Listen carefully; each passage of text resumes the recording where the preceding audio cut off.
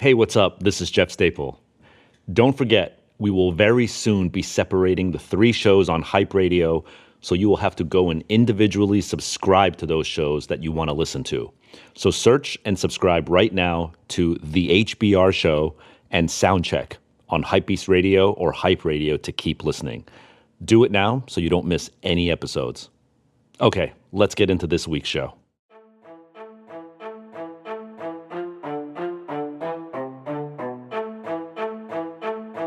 From HYPEBEAST and Hype Radio, I am Jeff Staple, and this is The Business of Hype, a show about creative entrepreneurs, brand builders, innovators, and the realities behind the dreams they've built. The story of James Whitner is a miracle, and it doesn't serve me to tell his story. He's had the best view. So let me step back and let him paint the picture, because it starts with a sketch of how it all began. And it's unlike any other story you've heard on The Business of Hype. So without any further delay, let's go along for a ride with James Whitner of the Whitaker Group. Jeff, you're there? Yes. Sell me your stores. Take them. So we talking now with a very special guest in the room.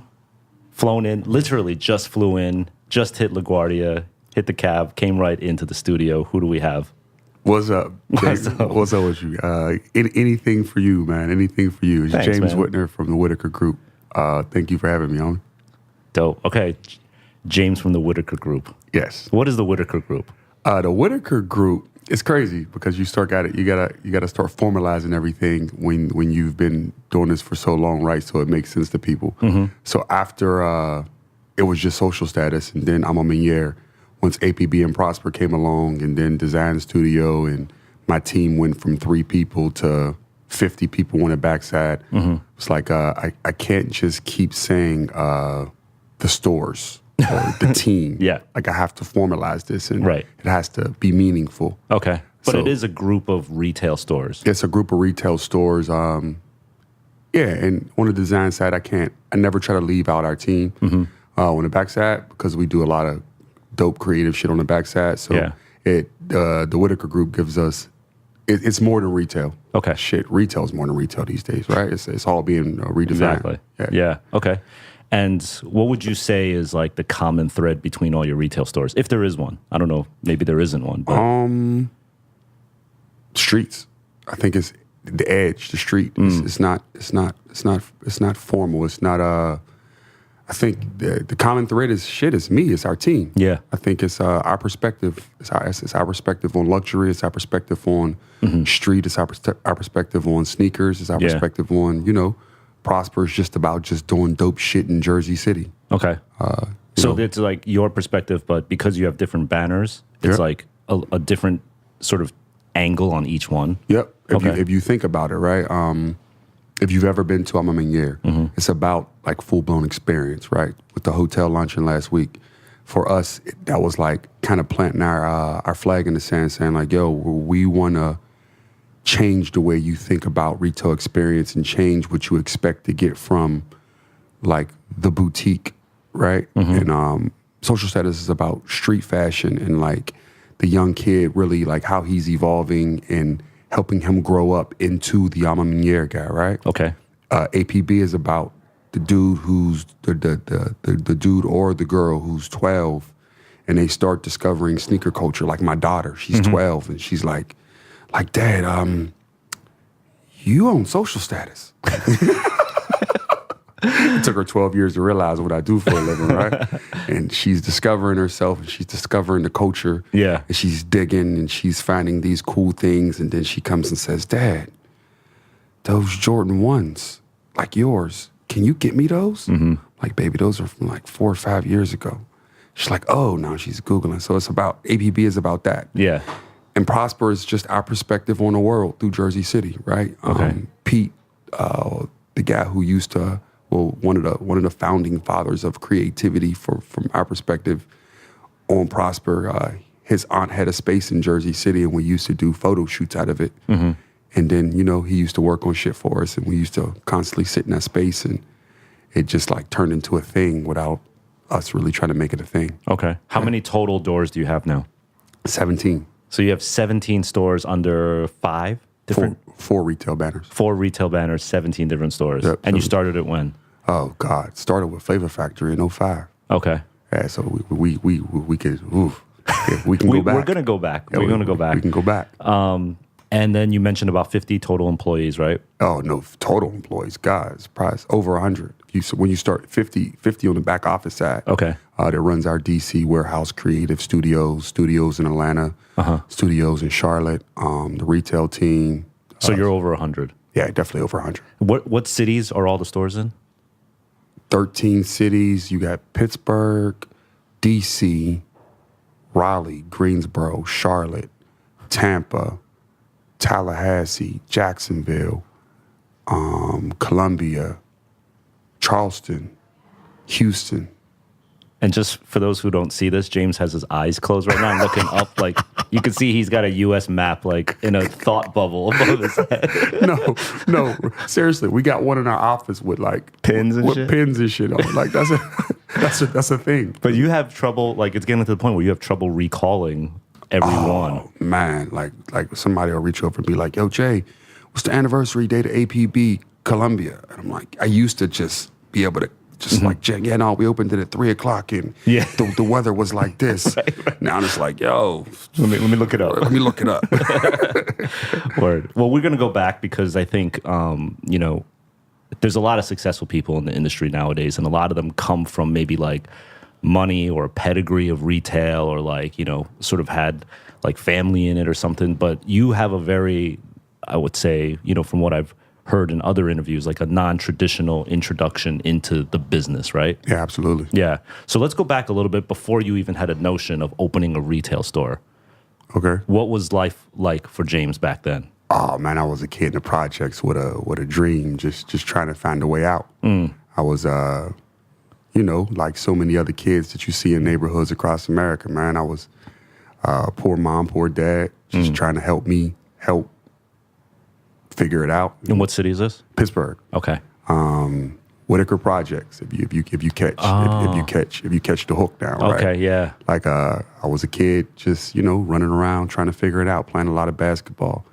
Aggressive, trying to stay out of trouble, but always fighting and trying to make my mark, I guess. Yeah. Were you successful at staying out of trouble? Oh no, absolutely not. As a younger man or a late teen, man, I just was very aggressive. I think it was probably a lot of pent up anger. But now you're like, I feel like there's a Zen peacefulness with you. Yeah, man. When you've seen what I've seen and been through what I've been through, you gotta I'm thankful, man. I'm living a dream. So 10-year-old James was not this dude like at all personality-wise. 10-year-old James, 10 through 21-year-old James. Man, dude's trying to blow my head off. Really? Oh yeah, that's the life. That's the life in that part of the world. So you weren't just like how people say, well, I was in the streets. Like you were actually running in those streets. No, it wasn't a game. Like if you've ever seen me in shorts, yeah, you can see the wounds in my legs. Wow. Yeah, no, it's not something that I would ever glorify. Now I look back at that part of myself and realize that I was glued. What do you mean by that? You were glued? I mean, the only opportunities I had was the opportunities that I seen in front of me. At 16, I tried to get a job at a grocery store multiple times. And it took me to I was 30-something to realize the fact that I was probably missing my front tooth. My hair was halfway down my back. And I was wearing blue Dickies, and I probably looked like I was going to rob the place from that perspective, why they wouldn't give me a job. Wow. But as a 16-year-old, really trying to figure out how to do the right things before I decided to make wrong choices, I tried to do the right thing. And the bad choices, I'm not going to say, because, everybody got a choice. I could have went out and shined shoes, right? Right. But I chose a different path. Eventually, I just, chose the corner. Right. And that was like because it was maybe the only choice you had, you felt? I felt like I'm not going to say it was a comfortable option because for years I fought it. I sold weed in the summertime. I played basketball. If you was in my projects, you remember me with a basketball. I played basketball during the school year, and in the summertime I sold weed. And I would sell weed to just make sure I was at least at par. I could put, you know what I'm saying? Me and my little brother, we had food. I got an older brother. He's finishing the back half of 20 years now. And he right now as we speak. Right now as we speak, he's still being punished for things he done. Okay. He comes home in 2000, into 2022, 2023.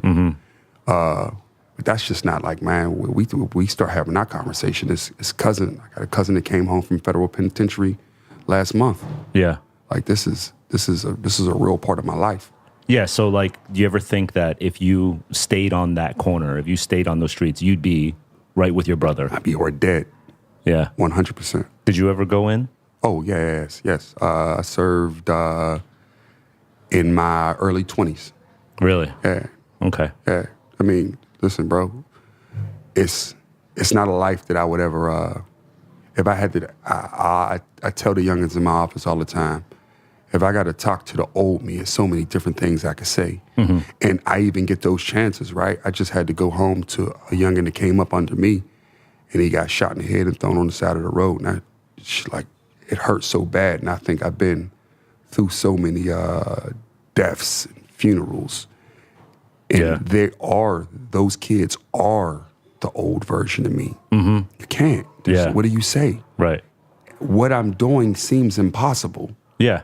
To even me. Like my brother said it to me. My brother, real brother. Yeah. Same mother, same father, told me he thought I was crazy. Yeah. Like you're lying. You're fabricating your life right now that you're living. No, not the life that I live. The fact that I would even be able to accomplish it.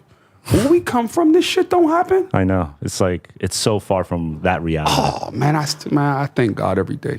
But the fact that the way you even say, like, this kid I knew got shot in the head, like, it's the way you say it is just like kind of normal for you. Like, whose song is that? All my friends are dead. Who's that? I don't know. Who is that? I don't know. That's Mac. That's Mac Miller, right? Is it? Let's Google that. Okay. But that's my reality. Like, I don't have any childhood friends. Most of them are gone. Wow. There's ones that I could count. But if you start thinking about the dudes from around my way, the ones that are most close to me, DC, Snoop. I mean, I could just name. Yeah. I could sit here. I could start naming. They just. When did you realize I need to get myself out of the situation? I was laying in a hospital bed shot. Okay, that'll do it. I mean, so you were a victim of it too. Oh man, ain't no running. I never forget it. The short, my friend Tone, who's now dead. Tone had an altercation with some guys, and me and my friend Snook, who is now also dead. I seen altercation, so immediately these are my friends. Yeah. It's fight or flight. Ain't no running. Yeah. So I jump straight in. And we going and we going and we going. And next thing I know, I remember my brother making sure I was good, sitting there calling the ambulance because they were still at it even once I was shot. They were still at it. So he was just making sure I was good. And I remember. You don't even remember the moment that it happened? I remember. I was beating the shit out of somebody. Okay. Like he shot me to get me off of somebody. Damn. I'm banging at him. I'm over top of him, banging at him. And I seen it, and I heard the first shot. He shot me 4 times, 5 times. What? So I heard the first pop, pop. Now, I ain't paying no attention, but my adrenaline's going. Yeah. It's the last shot that caught me. Straight in my thigh. Hurts to this day. Wow. Where were the first 3 hit? Legs, through and through. And it was the guy that you were on top of? No, the guy was to my left. Oh, okay. His homie. And I think they thought, because they had us. There was about 25 of them. There was about 5 of us. Holy shit. And we come from a small project, so we get it in. Like the dudes that I came up with, there ain't no sucking in none of them. So yeah, we getting it in. Okay. And the dude to get me off of him, he could have killed me. Yeah. And I'll give you a better one. The next week, the dude who shot me, he's in for murder from that next week. So, wow. I mean, like the circumstances of this, when you start like peeling back the layers. Yeah. Man, it's crazy. Right. Yeah. Because he wasn't shooting at your leg to get you off. He was No, shooting no. I would say he was trying to get me out. Because if he wanted to, all he had to do, I'm 6'4". He had to be aiming down. But then the next week he killed somebody. Oh, that's probably because that was probably his aim. I don't know. I mean, and listen, I can't tell you his intent, right? But that's crazy that the guy who shot you the next week went away for murder. Yeah, it's even more ironic. My cousin actually got picked up for that. Yeah, my cousin, ironically enough, looks like that guy. And got picked up in mistake. Thinking it was by mistake, thinking it was him. Wow. Yeah, it's just, the world's just small, man. It's just funny. All right, so you wake up and you're in a hospital bed. No, I was conscious the whole time. I never went out, but that plays to your head, right? Mm-hmm. Because now between that and my kid's mother, who is my best friend and ex-wife, she was also really struggling with parts of our relationship, I think, because even though I wasn't in the streets, you are who you are, and you're from where you're from. Mm-hmm. And my friends, my friends in Pittsburgh was going to always be my friends. Yeah. That wasn't going to change. Right. What am I going to do? Stop hanging? Like, what? I'm never going to see them again? Mm-hmm. I divorce you guys? Yeah. I divorce where I'm from? Yeah. That's not going to happen. Right. Right? So it was me, literally laying in bed, having to, do a self-evaluation of myself. I'd probably been home from jail for about a year, mm-hmm. and I'm laying there and I'm thinking, and then even D.C., if you look at the quote on the wall on the D.C. store, mm-hmm. that quote is about a time when I was sitting on my couch. I was having a conversation with him, and he just kind of called me out, man, I thought you said you was getting out of here. Because mm-hmm. he was in jail while I was in jail. Mm-hmm. Different case. But he came home, and he kind of was like, yo, man, you gotta, you know what I'm saying? Because if you look at my history around, I actually went to college. I graduated, I got indicted my senior year of college. And I always made different choices. I played ball, so most of my friends dropped out of high school. Most of them didn't make it into high school. Most of them dropped off at 8th grade. The rest of them, whoever didn't drop out in 8th grade, probably dropped out in 9th. But I stayed in high school, and I stayed playing ball, and I kind of, focused on school enough. Smarter guy, school was never that difficult for me. Mm-hmm. So if I applied myself, I could do well. Yeah. And I decided to go to school. I tore my ACL in my junior year of high school, so I stopped playing ball. It's kind of when I started getting in the streets. Uh-huh. And then you fast forward, I went to college, and I came home from jail and went back to finish my degree because I felt like I owed it to myself. And then I came back to Pittsburgh, and that's when the conversation happens. Really? And that's the conversation that's on my wall. Wow. So it was between getting shot, conversation with DC and Denitra that made me have to really sit down and think gotta do something different. Yeah. This can't be it. I mean, at that point in your life, there's really only two choices. You either keep going down that rabbit hole. Absolutely. Or you just snap out of it and climb out of it. I'm laying there. Think about it, right? Yeah. What I wanted to do to the man, what I'm programmed at the time to do to the man who shot me is very different than what I would do today, right? Yeah. And probably all your crew was like, once absolutely. You get out, we're going. Once I get out, what are you talking about? They was booting up while I was there. Them dudes this ain't like, you know what I'm saying? Dudes that ain't something people take lightly. There's people who love people, right? It's not like dudes is just gonna let there and see something happen to somebody. Uh-huh. So literally, these dudes is coming in and talking to me, and I said to myself, man, once the situation is over and it passes, I'm out. Right. I said it to my brother. He was like, cool. It was never, you know what I'm saying? And was it that point really you were out, or was it like a lingering sort of trend? It did not linger. It was I've always been as lazy. When I'm focused on something, I'm focused on it.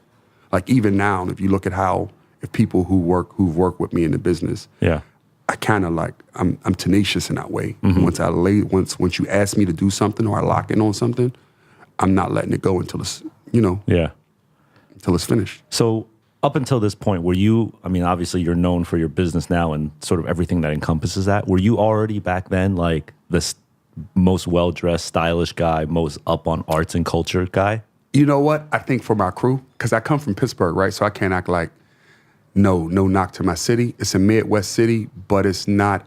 Looking back now, I was I was the kid wearing academic jeans, American Cup Pradas, with some dope ass cool polo shirt. You know what I'm saying? Like, so that was my fly. And if you going back to 2000, 2001, but I was always very different. I always cared about like the appearance. Oh, man, fresh.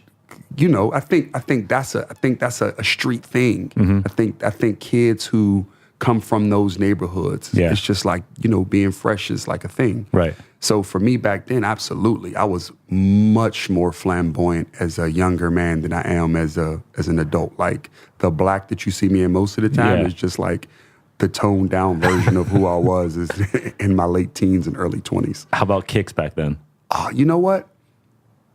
The secret, I mean, obviously, you know, Jordan this, Jordan that. But for me, it was discovering that Louis Vuitton made sneakers and Prada made sneakers. And you were trying to get your hands on them, and you were rocking them? I got bins that Joe and Kamaya in my warehouse right now want me to throw. Wow.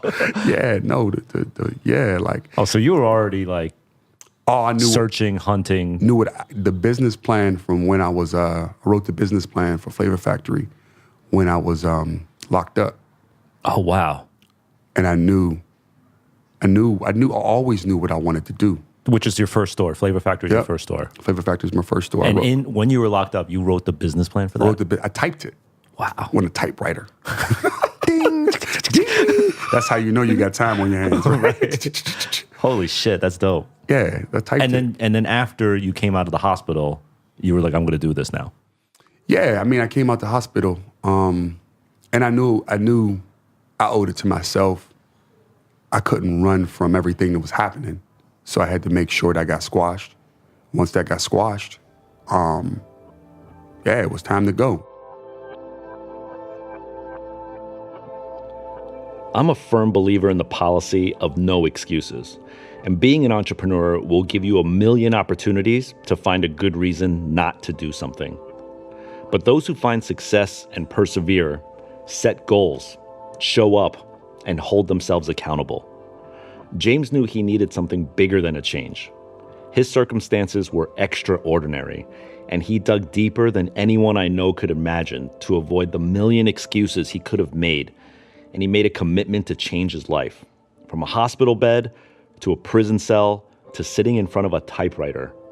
I don't know if I've seen many greater examples of someone who made absolutely zero excuses. Did you have fear of starting your own business? No. Really? Not even a little bit scared. Not of the failure, but of what other people would think. Who? No? Well, that's the reason why you go and do it. I mean, I could have done it in Pittsburgh, right? Yeah. And then I'd have probably got indicted. Oh, you left? I left. Oh, okay. That's how you do it. Yeah, okay. I moved. Yeah. Like, no. You felt like you couldn't do it in Pittsburgh. No. Why? Because, I mean, look, you are your reputation, right? Yeah, right. And look what mine's was. Mm-hmm. It's not something now. Like, obviously, I had to go through what I had to go through to get where I needed to go. Yeah. But when you look back, you can't exactly be proud of a lot of those moments, right? And you can't erase history like that.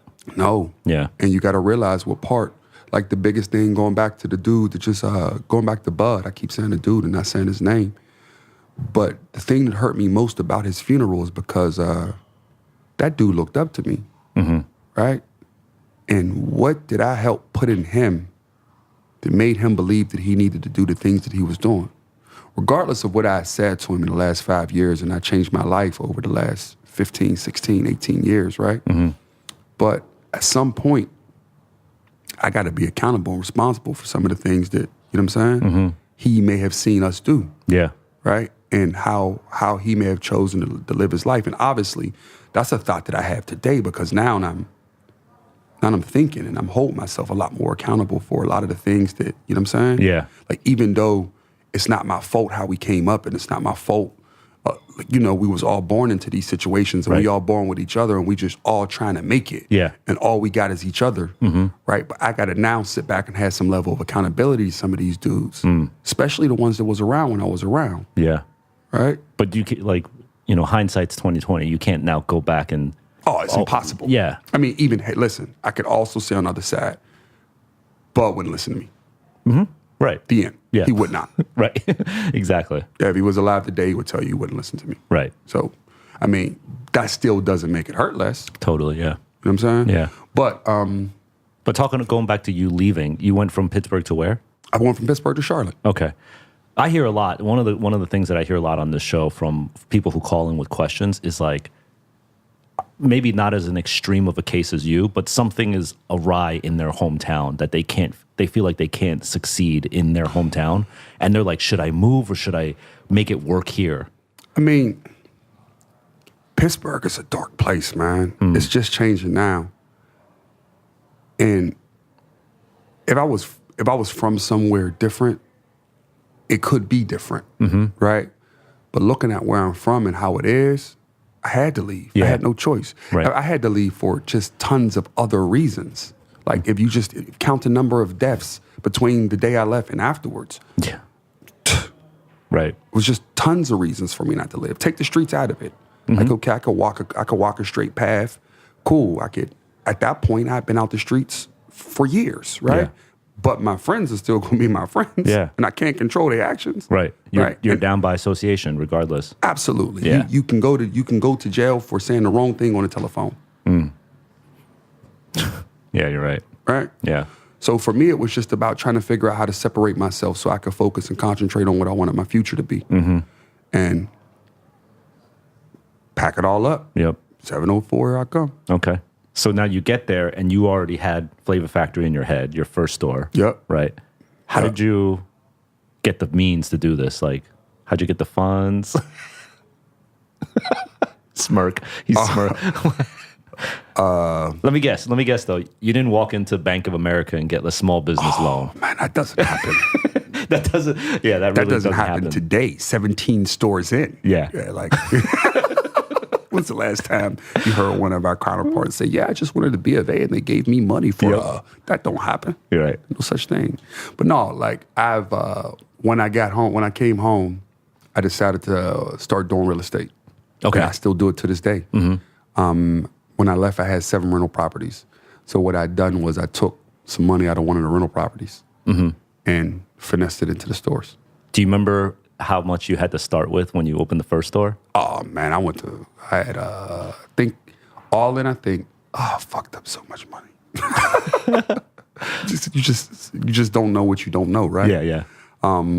It was probably around 100,000. Oh yeah? Yeah. For the Flavor Factory. Yeah. That's a lot. I didn't know what I didn't know. And what were you carrying? Whoa. And the funny part about it is, right? Because here's this picture. This is the real story. I didn't even have a place to live. This is real. You went to Charlotte without a place to live? I went to Charlotte and found an apartment up the street from the store. Okay. This, now that I see that I've been in Charlotte for 14 years, is probably the equivalent to the trap. I had an air mattress on the floor and a TV, no cable, and my clothes there. Yeah. Okay. I mean, like, and then now you're going to open a store, and you don't have your own brand, so you got to go out and get brands for your store. Yeah, and remember, this is 2001, no, not 2004, 2005. Yeah. You can't just DM a brand and be like, yo, what up? No, it's a different time. And this is if you got to think, this is right at the top of streetwear. Because if you think what happened was, boom, I come in, and I spent most of the money on buying apparel from jobbers. Because I thought, I'm from Pittsburgh, I thought my store needed to look like this because I'd never seen, right? Your retail. reference is Pittsburgh stores. Yes, my reference is only Pittsburgh stores. So Slatwall. Wait, you mean you hadn't seen Colette yet? No Colette. Yeah, like no Japan. Right. No, even at the time, nothing up here. The only thing and I've been to the city, but there's I'm seeing 2 things in the city. I'm seeing Louis Vuitton, Yeah. and I'm seeing 125th. That was my New York world. Right. Right. Like, so for me, it was like, I got 125th. Yeah. You know what I'm saying? It's like, good. It's good enough. Yeah, this is what I thought, Wow. So my man Chris D had a store in Atlanta years before. He had made the dive and left and went to Atlanta to do mortgages, and then got into a clothing store. I can't even really remember the story. He takes me to America's Mart. Meets who is probably my best friend to this day. Meets Antoine Freeman. First day, boom, smack dead into him. He's the rep for Azori at the time. Okay. Azori Denim. Azori Denim. Yep. He's the rep for Azori Denim. I write an order and tried to pay for it. I had no clue. Really? Zero clue. Like you wrote an order and just tried to pay for it? Wrote an order, tried to pay for it. He's like, no, this doesn't work. It doesn't work like that. And what he said next was key. And listen, take my number. I'm going to help you. That's so dope. Because you're going to need some help. Right. That's so dope. And no, seriously, for the next probably, let me see, this is 05, 04, 05. So for the next 3 years, every night when I closed the store, I probably would talk to Hutch for 3 hours. And he would just give me game. Now, got a business degree, graduated with honors. You or him? Me. Okay. So I understand business, but retail is retail buying very different. Yeah. And I understood the brands, but very quickly, I came in the business thinking about Rocawear and Sean on one side, and then Prada and Louis Vuitton on the other side. There was no middle where I came from. Okay. Right?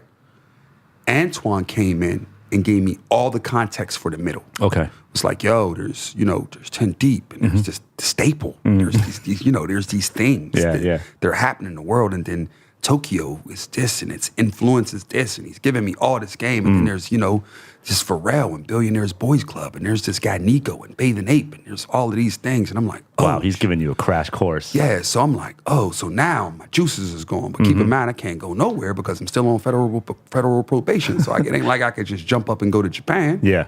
Right, so. And you're probably still sleeping on that mattress on the floor. Absolutely, right? So, solving at the same time, getting my life together in Charlotte. Yeah. While at the same time building a business. So the first store at first year at Flavor Factory was really a wash. Right? Yeah. It was really me just. It was like a school, like night school. It was school. Yeah. Flavor Factory was me going to school and just grinding and learning. Yeah. And like learning and building. And then, I look up at the top of 06, and my mix is Schmack at the time. It's 10 Deep. It's Evisu. It's LRG. It's Nike. Okay, you got a Nike sneaker account. Yep, it's Adidas. Okay. It's, I'm like, And it's doing well? Profitable? You know what? Retail, profitable for retail. Yeah, I guess retail's profitable if you're not out of business.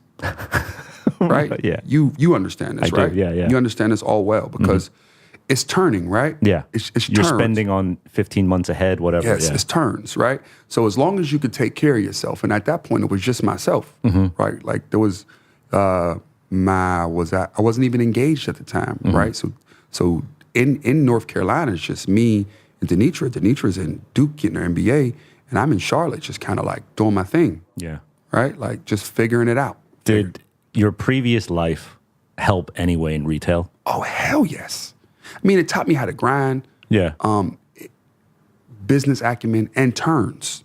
What do you mean by turns? The turns of product? Turns of product. Because it's the same in the previous life? Yes. And it's... You have product, you got to move through the inventory, and if it's right? bad product, you got to get rid of the bad product as fast as you can to get to some money to get back to good product. It's turns. Yeah. And the faster you learn the turns, the better. Right. Right? So, retail inventory is spoiled. Inventory is bananas. It's not gold. Right. Bananas mean it's like produce. Yes, exactly. Right. The best way to think about inventory in our business is literally it's produce. So once you put it out on the shelf it kind of starts to spoil. Yep. Because if the consumer, you know, like I know, you get net 30, right? But you got to read on an apparel in 5 to 6 days. Once you get a weekend through, you know what you got. If the consumer, if especially now, if you had bad weather and people couldn't get through the door, but once your key guys get through the door and lay their eyes on something, you know if they love it or hate it pretty fast. Yeah, it's very rare that in the 4th week, all of a sudden, the sales go. Like, you know you're stuck. You know you're stuck by week 3. That's good. It's like produce. It's like bananas. Yes, it's like bananas. But yeah, it was school. Yeah. And then how about dealing with, you talk about the product and the business, but how about like relationships and dealing with, you went from dealing with a guy on the corner to like an Adidas sales rep. Well, no, it's the same. It's the same?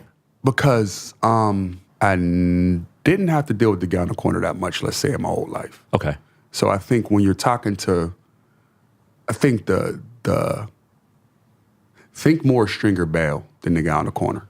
Okay. If that makes sense. Okay. Because I think when you start thinking about the thing that makes me sad about the streets is most of the guys who really do well in the streets can do it exceedingly well in business. They just don't understand how to get out of their own way and to be vulnerable and start all over. That makes sense. Yeah. But speaking to the consumer is it's the same because A, you got to treat them with respect, right? Yeah. B, you got to listen to them, right? And C, you have to add value. They have to feel like you add some value to them also. Yeah. Right? Yeah. And once you master that, you got them hooked. Yeah. You got them. Yep. Right? Listening is letting you know what they need. If you listen, if you listen well enough, you understand their needs. And if you can communicate what you stand for and why and how it's supposed to look, especially through apparel. And if you look at my career and what I've done, it's been mainly through the lens of apparel because there isn't much differentiation in sneakers. Yeah. There's tiered strategies, right? But there isn't much differentiation. Shoes are shoes. Yeah. But apparel, accessories, books. Yeah. The lifestyle of it. Of it is what really shifts the tone of what something is. Exactly. From contemporary to luxury to street to urban.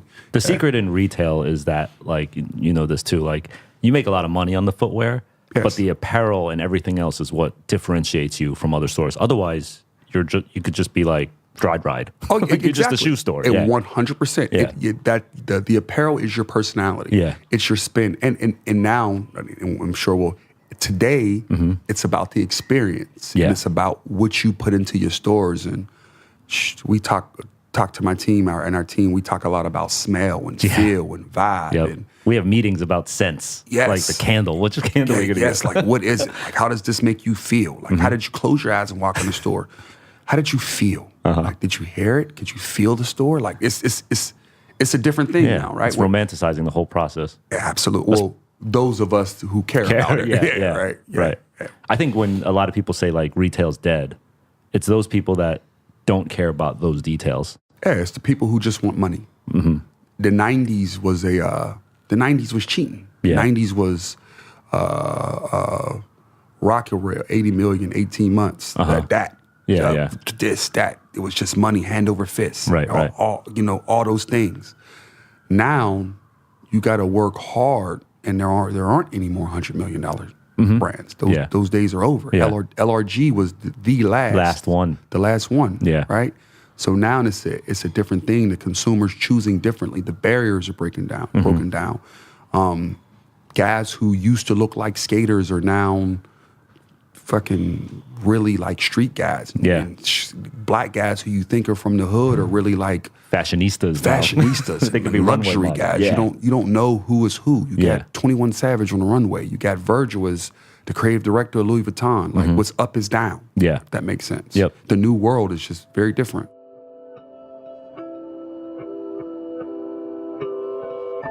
Volumes of learning here from James. In almost any kind of business, you'll find a lot of stale thinkers, an endless cycle of business people who commit to one single angle and ride it all the way into the ground. James is someone who refuses to rest on what historically would count as knowledge. Because James got his degree in business, but he got his master's in the streets. And his reference library is a near infinite catalog of pain and struggle. But the true secret to his success is that even with all that, he's always learning and refusing to rest on his past.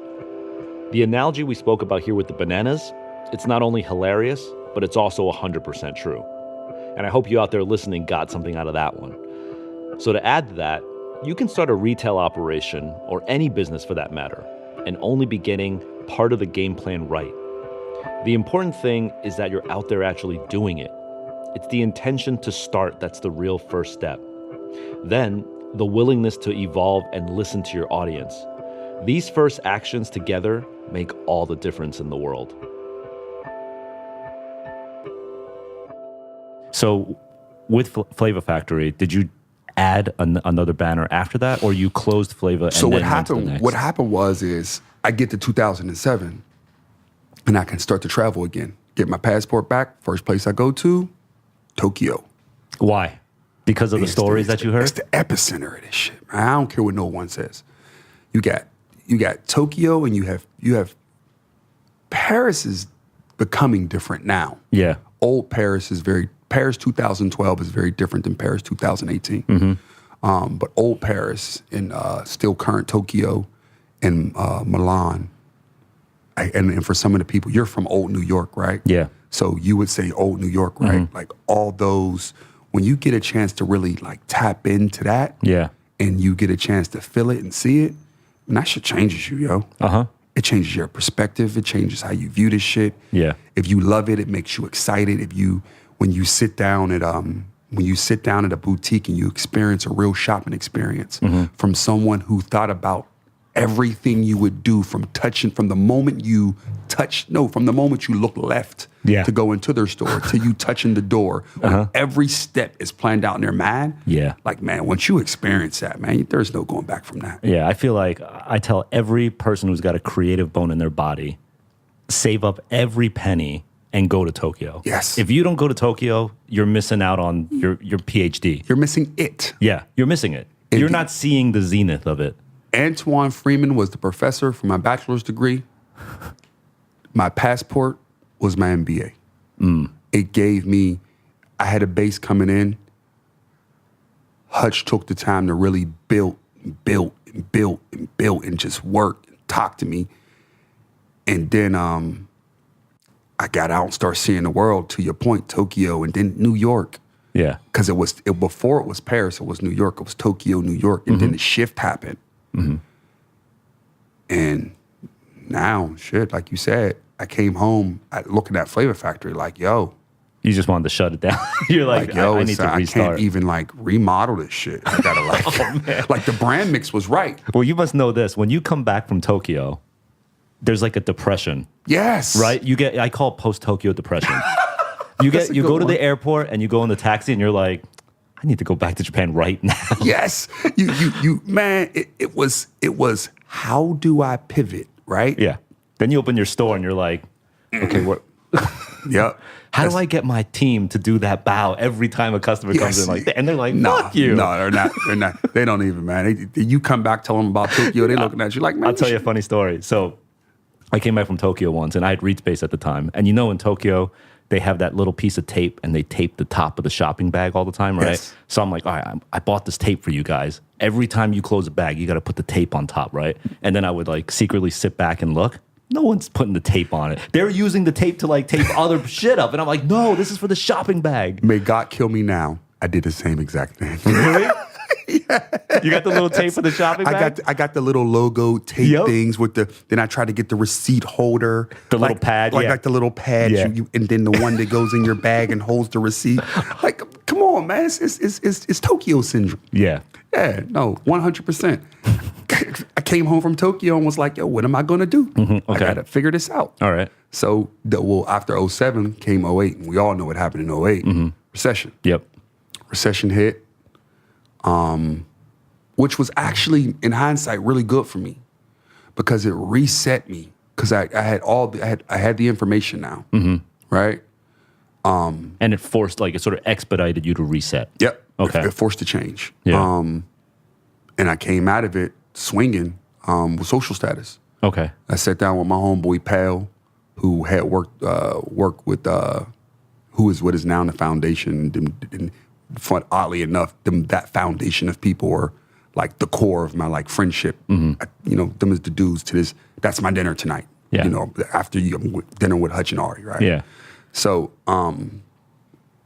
yeah, I sat in with Pal and we designed some jeans. and during my Tokyo trip, I stayed. I like took bullet trains around the country. I was like, I went to go find factories. Wow. I want to go see where jeans are made. I wanted the whole 9 yards. So I started making some jeans. Yeah. Then I realized how expensive Japanese denim was in Japan versus Hong Kong. And the entrepreneur in me was like, let me get this Japanese denim and have it sold in Guangzhou. See what I can come up with. Right. And bam, it hit. Yeah. I started selling Social Status jeans in Flavor Factory. Okay. And I think I ran through about close to 1,000 pairs of them. Nice. And realized, like, I think I know what I need to do next. Okay. Change this whole thing to Social Status. And at the time, I was thinking, like, be vertical. Yeah. Right? It was 2009 and 10 at the time. And I'm thinking, be vertical, do Social Status. And that's it, yeah. But my capacity, I'm saying all these things because, you know, well, once you're educating, you know, now you're trying to explain to other people what you want to do, and they're looking at you like your head is spinning. Yep. Right? Yeah. Like, what are you talking about? Because they weren't on the bullet train with you in Okayama. Yes.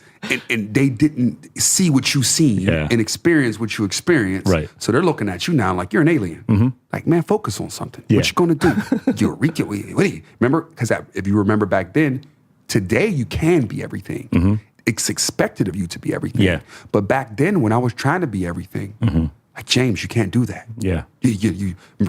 I'll give you a better one. Even with Nike back then, they didn't want you to be a sneaker in an apparel store. Oh, wow. Think about it back then. Yeah. Right? It was like a difference. Like, it was the thing. So, yeah, like, here comes Social Status, yo. Okay. Same store or a totally different, like, you know, you changed Flavor Factory to Social Status? So what happened was there was 2 Flavor Factory locations. Okay. I closed one down in the recession, right? And what I'd done was I actually launched Social Status in Pittsburgh for the first store. The lease for Flavor Factory was going to end in 3 months. And to be honest with you, I wasn't 100% sure that Social Status would work. At least in a way, at that time, I'm past 30 now. Okay. Right? And I'm saying, this retail thing needs to really work. Like, because I understand, if you know me, you know how measured I am. And you know how I value return on my time, if that makes sense. Yeah. And I also knew what my capacity was to earn. So I felt like if I couldn't maximize my capacity to really, really do what I wanted to do in retail and align with the right partners, and you know this well, right?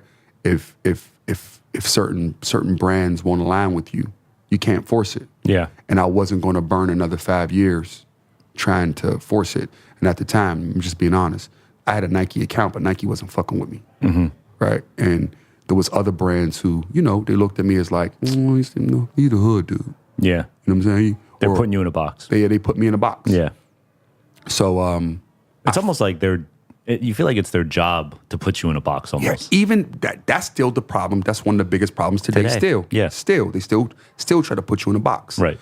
But yeah, I said and when you, just for people who are listening who don't really understand the full business, when you say you had a Nike account but they weren't fucking with you, that means they weren't elevating the product. They were just giving, you get to look at this stuff, right? Is that what you mean? Yeah. Go down there in the basement and there's a dusty bookshelf. Look under there. Yeah. That's what you get. Those are yours. Right. Don't look up. You can't have any of that stuff. Yeah, don't look up. No, don't do that. Told you not to look up. You're not getting it. Right. Told you not to look up. When you say, hey, what's this? Nope. No, that's not for you. Yeah. You're not getting that.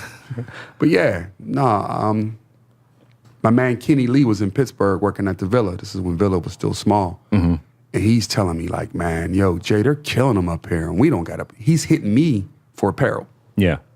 He's hitting me. He's buying for them. He's hitting me to ask me what am I doing for apparel. And I'm like, yo, why ain't you doing this? But they had the crazy Nike account. Right? Yeah. 0 apparel though. And on the apparel side, I'm locked in. Yeah. I got everything. Right. Name it. I got it. You know what I'm saying? We running through it. Yeah. He like, man, Jay, come home. This is like, it's crazy if you think into the story, right? No, yeah, Because I it know. sounds I'm kind of picturing crazy, you right now. Like, wait, go back to Pittsburgh? Like, go to the crib, and I'm thinking about it, and fuck it. So I go home and open open social status. Yeah. In between, I had to argue with John Pine, I never forget, and get him. You remember when they would put accounts on Nike.net where you had no sales rep? Yeah. And you just was on the screen? Yeah. That was me. Right? So I had to get him to approve this store in Pittsburgh. And I remember he said to me, you know what, ultimately, I don't think this is going to work, but it's your money. I'm like, trust me, it's going to work. Boom.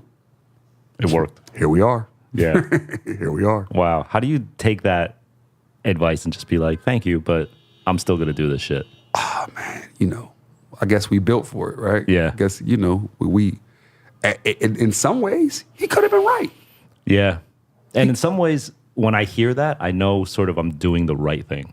Yeah, and even I don't think he said it with any shade. I think he was just saying it like, yo. Like protecting you. Yes. Yeah. Like, yes, this is, because what he was saying to me, giving you more context, is this is a lot of money you're investing in a market for where kids typically aren't into the things that you sell. Yeah. Right. You sure you want to do this? Right. You have to educate those kids now, not only just get them to buy. Yes. Yeah. So here we come. I never forget, April 11th, 7 p.m., 2011, 27,000, 2 hours. It's like, yep, we got something. Wow.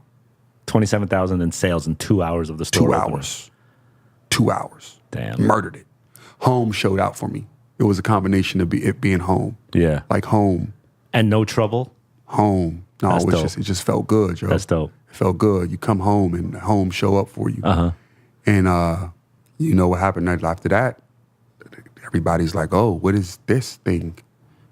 But here comes Charlotte. Yeah. I remodel the old Flavor Factory location to 1519 Central Avenue, change it into social status, open, another bomb go off, boom.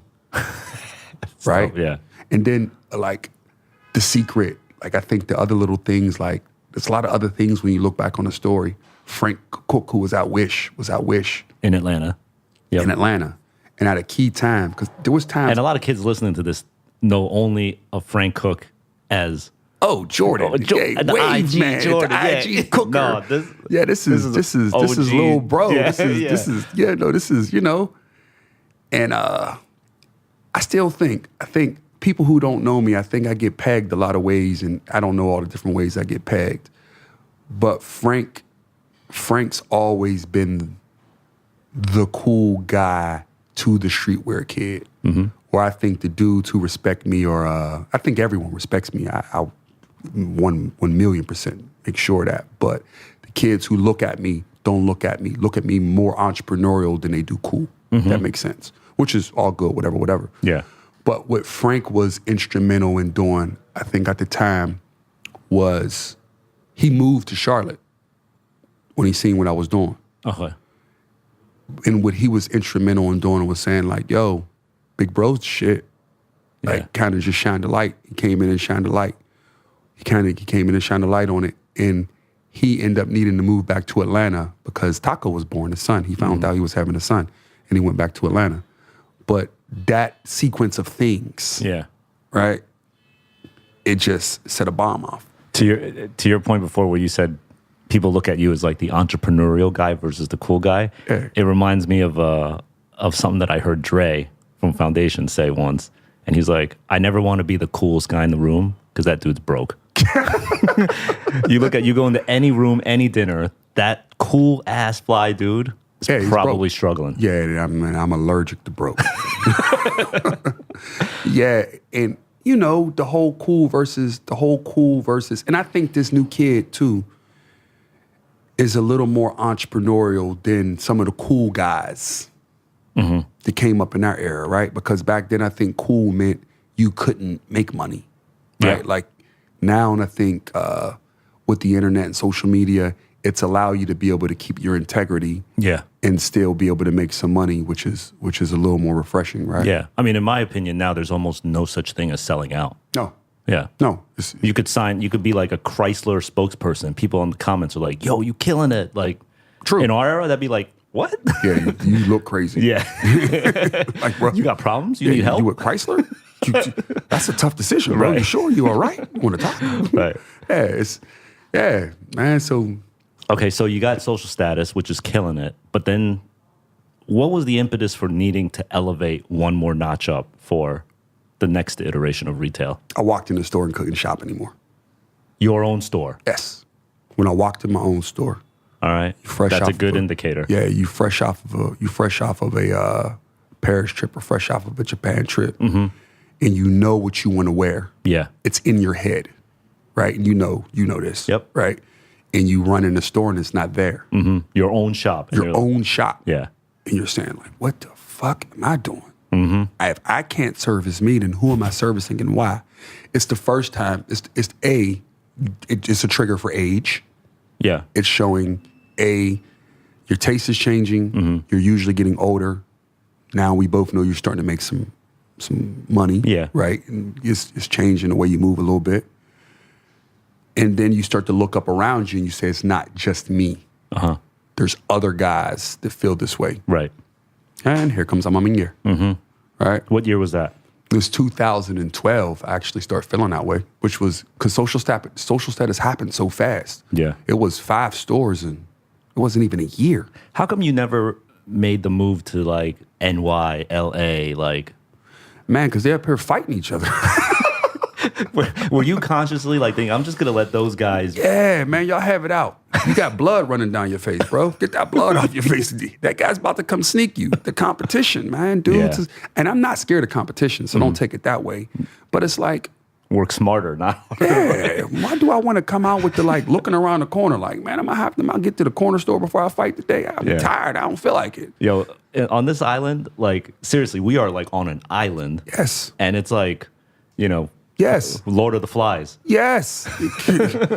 and the sad part about it is when you start looking at you're competing you're competing against retailers, you're competing against brands. Mono stores, yeah. It's everything. It's everybody. Yes, there's more consumers, there's more influence, there's more opportunity for sure. Yeah. Which we can talk about later too. But yeah, there's advantages and disadvantages of not being in a city. And one of the advantages is it gave me the ability to sit in Charlotte alone and learn. Yeah. If I was at war with someone, they would have just killed me. Yeah. Right? Right. But because I was the only dude out there, I could sit out there on that island and learn and get strong and build the muscle. And now that I've built the muscle, I can get global. Particularly in this industry, you hear a lot about the epicenters of the world. New York, Paris, Tokyo, London, LA, etc. And you don't need to be a geography major to understand that while a lot of the culture may have been birthed in these key cities, most of the population doesn't live there. And because of the internet and social media, you no longer have to reside in one of those cities to appreciate the culture. One of the questions we get asked most often is, Jeff, I'm not from New York, I'm not from LA, and I'm from so-and-so small city. How do I make my mark in this world? As James Whitner from the Whitaker projects in Pittsburgh did, you use that to your advantage. Take that negative and turn it into a positive for your business. And when you do it right, like he said, the hometown shows up for you. And soon, the whole world. Do you feel like the brands also felt like you're the only one representing out there on this level? Yeah. So like if you're like a Nike or a clothing brand and you want to have exposure out there, there's not that many choices. Yeah, I think back then I was right, but now like I try to dispel that rumor now. I'm the first person in a meeting who will say when somebody say New York only, I'll be like, oh, what the fuck am I in the room? You know what I'm saying? Yeah. Like, because I think gone are the days, yes, 2005 happened, 2006. My process was my process to learn. But my team is the shit.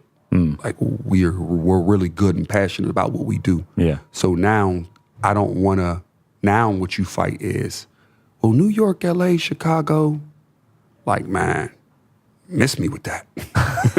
Like the world is flat now. The internet's made the world flat. Exactly. Don't get me wrong. New York is the most influential market on the planet, right?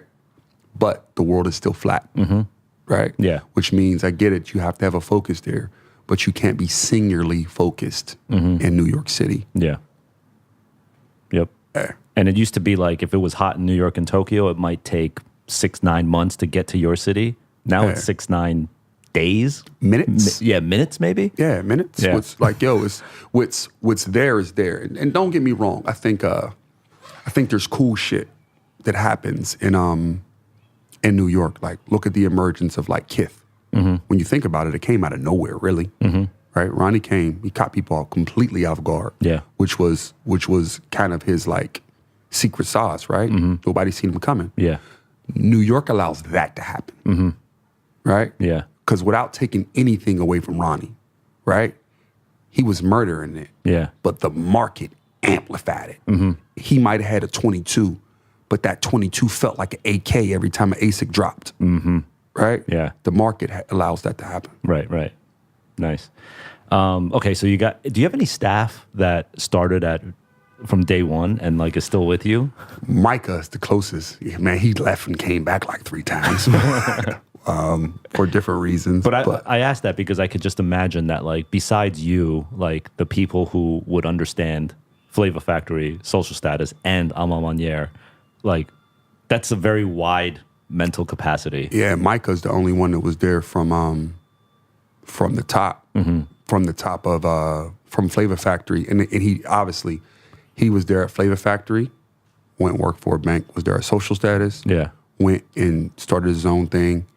Then he had like a tragic injury kind of, and then just came back recently. Now he's our retail director. And that's the reason why I was able to handle it. That's actually the reason why I could bring him in without a thought, because he'd seen every point. Right. He hadn't seen A Ma Maniére, A.P.B. prosper, but he had seen Flavor Factory, Social Status, and I knew he could learn. He knows me well. So I knew he could learn A Ma Maniére, A.P.B. prosper, if that makes sense. Yeah. Did you feel like every time you, for lack of a better word, like upgraded to the next banner store, did you feel like people kept trying to be like keeping you down in the previous slot? Yeah. Yes, 100%. I think only now, I felt like opening living was the first time where people weren't shocked. What did you say? Openly living? Oh, open A Ma Maniére living, the hotel. Oh, okay. Yeah, when I done the hotel, Yeah. I think there are people that's finally was like, no, that's what this dude does. Yeah. It was finally like where people weren't trying to like, and don't get me wrong, there's still enough people still trying to keep me in the box. I mean, they're just some people now. Yeah. I don't think in this business people ever really believe in you. I think when you're in this business, I think there's a constant chip on your shoulder, and people are constantly trying you. Yeah. And I say all the time, I say it to my team all the time, the 25-year-old version of me is trying to kill the 40-year-old version of me. Yeah. So it's my job to kill him first. Damn. Yeah. I think in this industry, people look at you and they're like, yeah, that's not whack. Yeah. Like, nice job for not doing a whack thing. Exactly. Right? That's that's a compliment. Oh, that's cool. Oh, yeah. Yeah. Yeah, that's, you see the kind like, oh, that's actually not whack. Oh, yeah, exactly. Exactly. Oh, you did that? You done a whole building? All 6 floors? Hotel and retail? Oh, yeah. I guess that is. Yeah. Right. It's not bad. It's all right. It's okay. You're doing good. Yeah, it's okay. Yeah. That's but on the wall. Oh no, yeah, you're right. That's okay. Like, okay, dude. Sorry. Talk about a crazy journey. In this one episode, we've gone from being shot to being jailed to being destined to remain in a relentless game of the street hustle to designing and building a hotel and retail establishment on the back of 17 other operations. It's astonishing. And almost crazier than that is what we're talking about here. The acclaim won't come from the audience. If you're waiting for a standing ovation, you're going to be waiting a very long time. In this world, you have to learn how to give yourself that satisfaction. You have to be grateful. You and only you can find that happiness. In a recent episode with Van Styles, the question of what is enough came up. What really makes us happy and proud in this life? When is enough enough? The answer is different for everyone, and the most commendable thing is to find someone who's happy with where they're at in life. And to do that, well, it requires a healthy dose of personal perspective. James is grateful for the ride, but like he says here, be careful. Nobody can do that for you. Nobody can give you what you need to be happy. And like everything else, that's all on you. Do you ever like sit back and zoom out a little bit and like remember you on the hospital bed and then where you at now? Not enough. No. You just too in it. You're in the eye of the storm. Man, that's another one that I say. If you've ever been in Vegas, which obviously you have, I say being an entrepreneur is a lot like being at the crap table. You ever been at the crap table and you've been up? I mean, up. Until you actually make it home, not at the airport, not on the plane. You're right. Until you make it home and the money is in your drawer, have you won? Right. I'm still at the crap table, baby. So you could be at the airport with 10 minutes to boarding. There's a slot in there's Vegas, a slot machine right there in front of you, right? So for me, like, obviously circumstances are a lot different. But for me, man, no, I'm still here. I'm still present. I'm still a part of the business. I'm still in the game. Yeah. So I gotta win, and I still gotta, like success is a relative term because for me, you're never actually successful until it's over. What is your definition of success?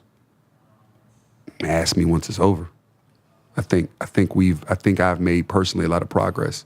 I think I've been blessed to get people on my team who care or start to care as much as I care. Yeah, and supporting, like, you're creating livelihoods. Absolutely. You get a Cav who came in 2000 and whatever 3 years ago was. I can't even keep count no more. 2015, right?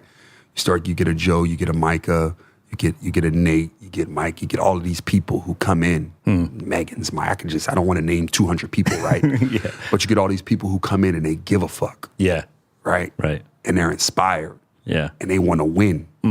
Like, man, you start to, like, I've been doing this for 14 years, but I feel like it's day one. Yeah, yeah. Right? You know what I'm saying? Yeah. People ask me, like, what do you think, like, you're successful now? I'm like, you know what? When I felt success, when one of my dudes just, we're in the cafeteria or whatever, and he just said, like, I was like, what's going on? He's like, oh, I'm, like, redoing my bathroom right now. Yes. And I was like, to him, he's just redoing the bathroom. But to me, I went back to the kid silk screening shirts, and now you're redoing your bathroom off of this thing. And I got shook for a second because I was like, holy shit, I can't stop working because you need to finish your bathroom. I give you another one. It's a good one.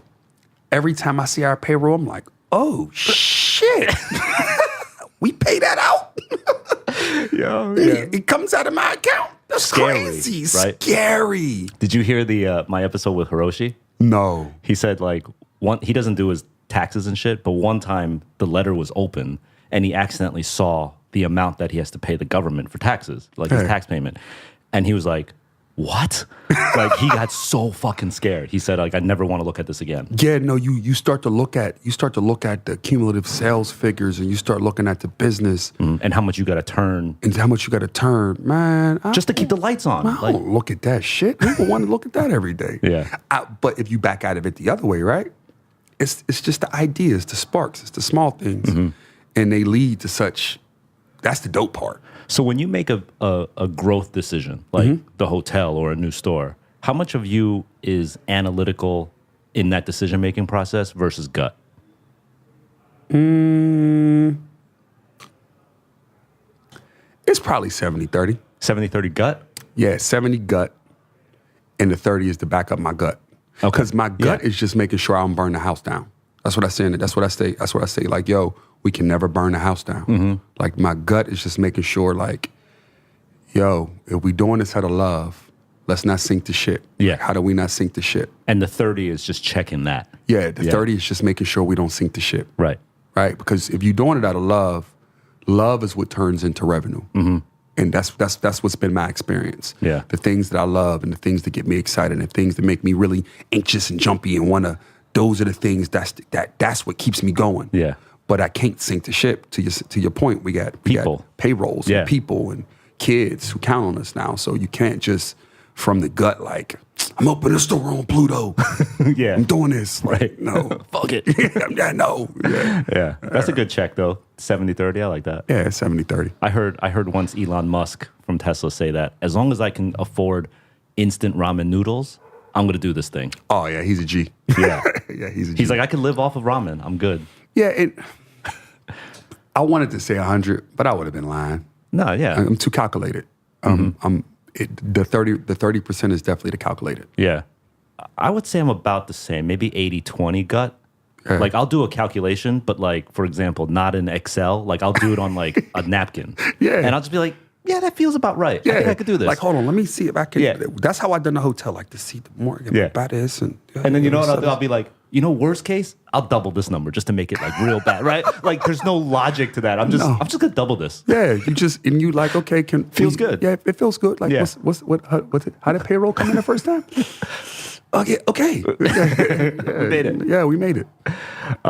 Real quick, what does the future look like? How far in advance do you think in the future? Do you have like a 5-year Whitaker Group plan? Yeah, I think 5 year. I think I have a 5-year plan, but I think in the business we works, the climate changes. But I think for us, it's more about building our experiences. Like we just launched A Ma Maniere Living. Yeah. So next is A Ma Maniere Eats in Houston. And in Houston? Yeah. First foray into Houston? No, we're already in Houston with social status. Okay. In our major markets outside of DC, we try to be duplicitous. Is that the word that the smart people will use? What does that mean? You went like above 2 me? times or some shit like that. Like multiple locations. Mad locations? Yeah, man. Super. But no. You still have the Pittsburgh one? Yeah, I know. But yes. That's dope. Yes, both. Nice. Yeah, I'm glued to them. So it's all about experience. So from A Ma Maniere, it's about growing those experiences and making sure like the shit that we think is like dope through our lens. So it's about living, eats, lounge. And for us it's consumer and community. I'm a lot of me wants to make sure I speak to the old person that I was. That makes sense.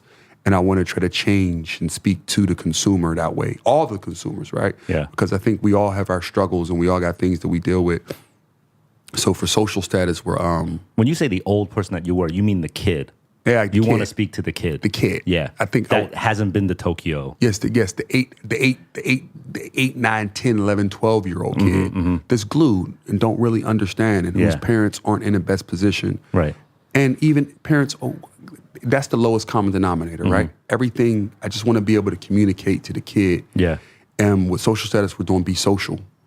And that's going to give us a platform to really be able to communicate to the kid. And I just want to build with the youngins, man. I want to, the older I get, the more I want to communicate with the youngins and how to try to inspire them through our experiences and learn from them so I can understand how they view the future and try to help them partner with them in creating what the future looks like. Right. In the future and what energy looks like and how that looks through their lens. Like, have a shared view of what the future looks like. And ultimately follow your gut and what feels good.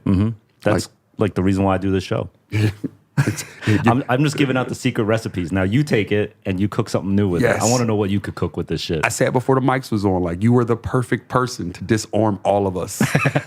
Like Jeff, just you have a conversation and you just like, what did I say? Right. I said that. How did Jeff make me say that? With a mic in my face? With a mic in my face? Yeah. So let's switch gears now to the culture as a whole. Okay. All right. So you've been through from when Nike was shading you on shit and you couldn't look. Now you have carte blanche. Seriously, you think I got carte blanche? Yeah, I think so. I don't think I got carte blanche. I still think there's another door. There's another door with a lock on it. Man, listen. Until I'm sitting in the room with Mark and Phil. You're close. Yeah, man, I don't know about that, bro. But I think. And then, like, apparel too. Like, you talk about like the Japanese brands in Paris and everything. Like, you are a figure in those cities now. Like, Yeah. you know, you're not like, And I got a "Excuse me, trick sir," up like- my sleeve. Oh, yeah? I got a trick up my sleeve. I can't. It's too early. Okay. But I'm working on, let's just say I'm really working on breaking through luxury.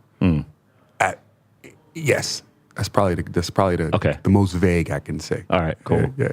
But so now that you've seen all of the levels, right? And there's not a lot of people in this world that have seen from the young you, Pittsburgh, Yeah. right, to Flavor Factory, to Social Status, to A Ma Maniere, to all the international brands and experience that you've seen. So what is your take right now on where fashion and footwear is right now?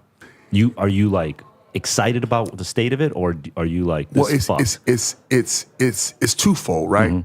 On one half of it, it's this exciting pot of stew that it's all getting thrown in, Yeah. and it's coming out with like Hermes at HYPEBEAST and allegedly, right, or Kim Jones and Complex Con. Like, Yeah. that sounds crazy. Yeah. Virgil at Louis Vuitton. Right. Like, think know. about this. Virgil's from Chicago. Yeah. Like, I know. he doesn't rap.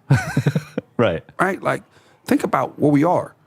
Like, yo, Every time I see Virgil like DJing at some grimy ass nightclub, I'm like, they hired this dude to be like the artistic director of LV, and they don't care. Like, no, they don't care. He's normally still DJing. that would get you fired. Yes. And he's DJing a lot. Yeah. Like, it's like they said, no, keep being you, please don't stop. Yeah. It's just a new day. Yeah. And then even look at what Alessandro's doing at Gucci. He basically came back to Gucci and said, yeah, so guys, we're going to go back to the 80s and we're going if you like it or not. Yeah. And this shit explodes. Right. Look at where we are. Look at Balenciaga. It's like, Yes. Like, man, look at, like, you start to look at where we are. Like, yo. I just did a show in China, like Staple, across from Staple, right across 5 feet, Chanel. That's crazy. And I was just like, what? Where are we? What planet is this? Yes, and it makes sense. That's the mix now. So when you look at what the world is now, that part's exciting. Yeah. The other part about it is there's still barriers, yo. It's easy as much as it's there in front of us. It's still hard to break through. Yeah.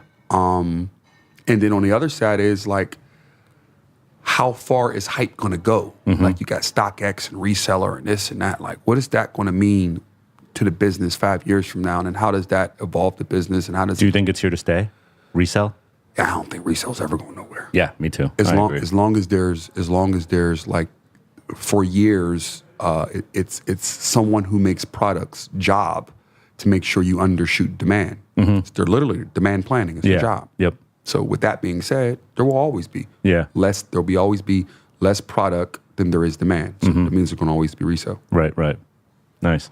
Yeah, you mentioned walls too, and I think there's definitely more walls. And like, you know, it reminds me of like I interviewed Samuel Ross from A Cold Wall, and you know, no pun intended with wall, but he said that from where he came from, and he came from like the ends of London, you know, like the hood of London.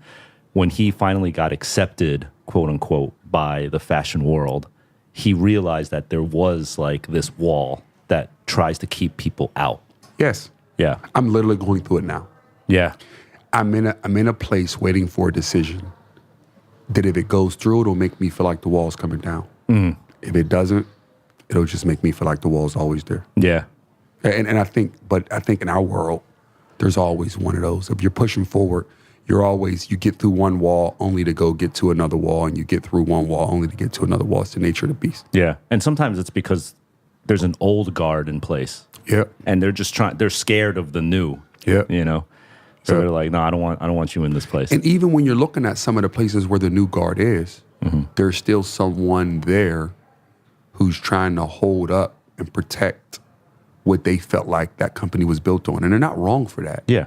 But things have to change and evolve the right way. And I think they have to realize, like, people like me and you really care about the brands we partner with. Like, when I come and step into a space and I ask to carry your brand, it's not because I'm trying to get some money. Ultimately, that's going to be the result. Yeah. But I want to build a long-term relationship with you. And I want to be able to speak to my consumer through your brand. Yeah. Right? Yep. And the same when I'm building my own. Right? And I want to have a true partnership. And for me, when we work together, it's a we proposition. Yeah. When I work with a brand, it's never about me or them. It's about we. Right, right. When I collaborate with a brand, I sometimes tell like the CEO, I hate to tell you this, but I care about your brand more than your employees do. Yes. They're here 9 to 5, clock in, clock out. I'm thinking about your brand on Sunday night. Yes. They're not. Yes, especially when you're looking to be around forever. Like for us, like You mean us? Like yeah. Like this is how I feed my kids. Right. Like, this is what I'm going to do. This is what I do for a living. I hustle. This is I'm going to be in this business. So for me, I'm thinking long. Yeah. So when I go sit down in the strategy meeting, some of these people were in these jobs for 18 months, 2 years, 3 years. So they thinking about they got their LinkedIn up and like they're looking for the next job. Yeah. Meanwhile, back at the ranch, we sitting here like, Right, yeah. like, because regardless of where you go and this sales rep leaves or this president leaves or this person comes and goes, Our name is still there. we're still here. Yeah. So, you know. And conversely, on the other side, you know, I'm not trying to throw shade or like throw anyone on the bus. I understand why. You know, you got the guy that you mentioned, he's been there for 2 years. You got the other guy that's been there for 35 years. He's 2 years from retirement. He's just trying to get that pension, to get that 401k. You know what I mean? Like, Man, it gets that's the corporate politics of it, right?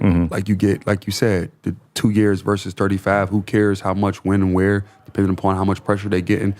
Like, man, that's the icky part of the business. yeah. But can you read those people when you enter a room? Oh man. I can imagine, just because of the people that you've dealt with all through your life, like. And the sad part about it is most of them don't know. Yeah. They do now, I guess, after this interview. No. Yeah. People playing checkers, you playing chess. Yeah, 100%. Yeah. Yeah, 100%. Cool, man. Well, thank you. Thank you for this. This is dope. Yeah, no, 100%. Thank you for having me. I appreciate you, boy. Yep. Peace, man. Peace.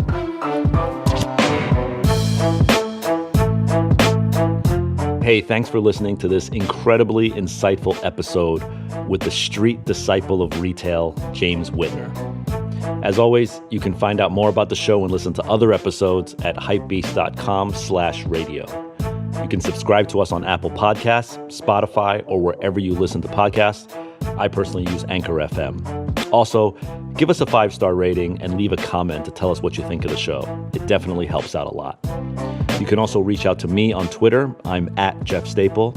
And we occasionally answer listener questions on the show. So if you have a question, you can email it in to questions@businessofhype.com.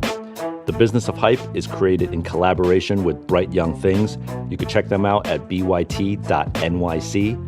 Our director is Daniel Navetta. Our audio engineer is David Rogers-Berry. And our intern is Sydney Pakampora. I'm Jeff Staple, and you've been listening to The Business of Hype on Hype Radio.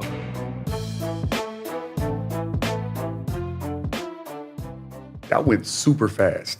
Yeah? Yes.